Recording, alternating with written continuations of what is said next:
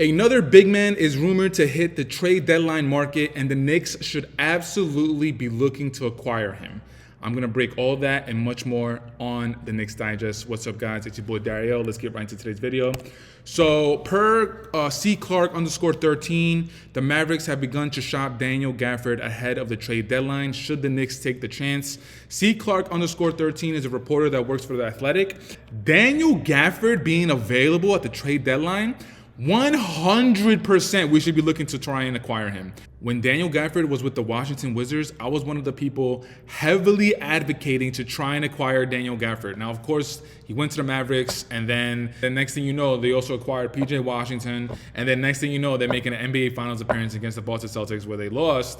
But Daniel Gafford is one of the better bigs in the league, and as of right now, that might be the number one thing that we're missing on our roster. We need someone to help out Cat. And on top of that, Mitchell Robinson, do I need to say it? Injury prone, man. We can't depend on him. Daniel Gafford, there's not really a lot of conversation around his availability. And if we get Daniel Gafford, putting him at the starting 5 and then Cat at the 4 with the natural 4 position, which he loves, yo, that might... Now, of course, I don't know exactly what the contract looks like. I don't know. I mean, Precious. I know he has a contract that we just signed last offseason for $6 million. But I don't know what Daniel Gafford's contract looks like. So as far as money wise, I don't know if we're going to be able to match it up. But as far as just looking at Daniel Gafford, the player, is he somebody that we should target? Is he somebody that we think can actually make a difference on any team? And the answer is yes. He is 100% one of the better bigs in the league. Athletic, active, is able to get up and down the floor. And like I said earlier, just his availability, which is something that's not really questioned. For the season, he's averaging 11.7 points, 6 rebounds, and 1.5 blocks. He's averaging about 20 minutes this season, which is interesting. But then when I started to think about it, Derek Lively, I believe, is a starting 5.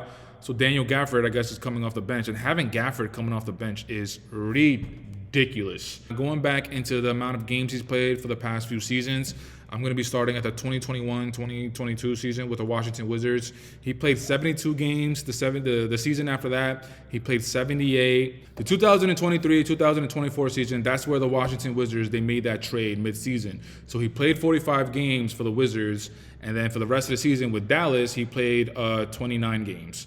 And then this season, 2024-2025, we're looking at 40 games. Man, I can't, I'm picturing Daniel Gafford in our lineup. Now, if we have to give up Precious and some picks, and depending on what other players the Dallas Mavericks might be interested in, like if we have to throw in Precious Achiuwa and Jericho Sims, let's say, that's going to be 2 of our bigs. Ideally, I would like to keep at least one of them, even though I'm not confident in either one. But I would just like to have a little bit of depth on the bench with bigs, because you never know what could happen with injuries. So if we have Cat at the 4, Daniel Gafford at the 5, then we could do a lot with that. We could have Cat, mix it up, go at the 5 at sometimes. And of course, if we give up one player, let's say we give up Precious, then we can have Jericho Sims coming off the bench, giving a rest for Daniel Gafford. There's just a lot we can do there. And of course, I can't fail to mention Ariel Hukporti. If the Knicks make this trade, then Coach Tibbs, he might not have a choice, but to play Ariel Hukporti and give him those minutes that all of the Knicks fan base have been craving for. But just looking at Daniel Gafford's last few games, the most recent game, I believe, was against the Oklahoma City Thunder, where he had 8 points, 2 of 3 from the field. 3-pointers is definitely not part of his game. Daniel Gafford is more of like an old school traditional big man, where he's going to run paint to paint. He's going to clean up the glass. He's going to alter shots if there's guards coming into the paint trying to be cute and throw in the ball with a layup. He's going to alter shots. He's going to block shots. He's going to be your defensive anchor. So 3-pointers is definitely not part of his game. Free throws, he converted 4 of his 8 free throw attempts. He grabbed 6 rebounds. He dished out 2 assists with 1 steal, 2 blocks in the 20 minutes that he played. And then the game prior to that was against the New Orleans Pelicans, and I believe that game Zion Williamson actually returned from his injury. In that game, he started. The game against the Mavericks, which I just talked about, he started. And in the game I'm talking about right now against the New Orleans Pelicans, he started. And I believe Derek Lively was going through some sort of injury. But in that game, he had 27 points, 12 of 13 from the field, no three-pointers, converting 3 of his 4 free throws, grabbing 12 rebounds, 2 assists, 2 blocks in the 30 minutes he played. 27 and 12.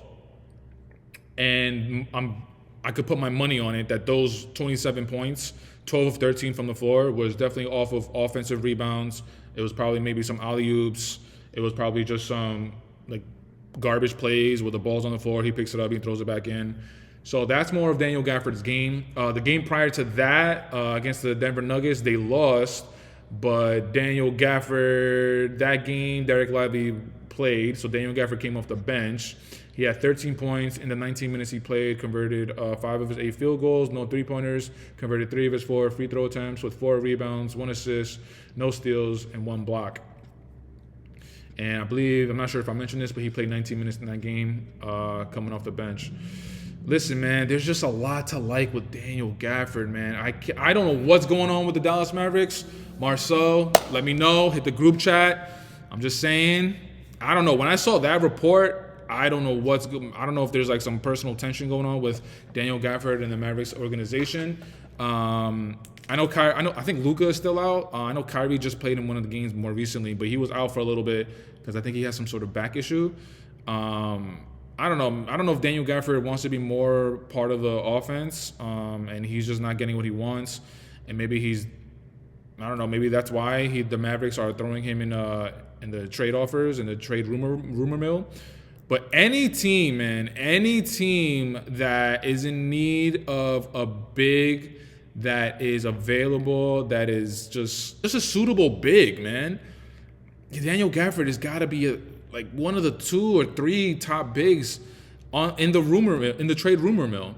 I don't know, man. I'm a little like, I'm excited because this whole time I've been saying that we need to do something. We need to do something in order to replenish the big depth on our team, because besides Cat, in my personal opinion, Precious Achiuwa and Jericho Sims, Ariel Hook-Porter is a rookie, so there's not a lot we can do with that. Coach Tibbs doesn't like playing rookies, but even if Coach Tibbs actually played him, he's a rookie at the end of the day. He's going to need a little bit more experience to just get used to the NBA game, especially when we're in the playoffs, the physicality, the pace of play slows down. So even if Ariel Hook-Porter was actually playing, this is going to be his season to try and just like learn and adjust to the game. And some of the bigs that have been linked to the Knicks as of recently, Nick Richards, he was shipped out to the Phoenix Suns, so that's not going to happen. Vucevic, I don't think the contracts are going to be able to, we're not going to be able to make it to work it out. And on top of that, Vucevic is a little underwhelming. I wouldn't want to do that. Walker Kessler is still there. He's still available. And but Danny Ainge is going to be super stubborn, and he's going to be super stingy. He's going to want a lot in return for Walker Kessler. Jonas Valanciunas, another big that's been linked to the Knicks as of recent. So there are bigs available, but man, Daniel Gafford, I'm putting Daniel Gafford at the top of the list, and I think that would do wonders for us. So Leon Rose, World Wide West, find a way to make it happen, man. Find a way to make it happen, and I think this could be a gem right here. But that's it for today's video, guys. I want to say thank you so much for checking it out. Leave it in the comments. Let me know what you guys think about Daniel Gafford being available ahead of the trade deadline. Do you guys think the Knicks should absolutely go all in like I think so? Or should we chill out? But you guys know the drill. You guys know the vibes. Jalen Brunson for all the MVPs. Deuce McBride, salute to you, Deuce, for co-MVP. OG Anunoby for Defensive Player of the Year. Taj Gibson, always and forever. We love you. We miss you. Taj Gibson for President. Queens all day. You guys know the drill. Queens get the money. New York or nowhere. I'm out. Peace.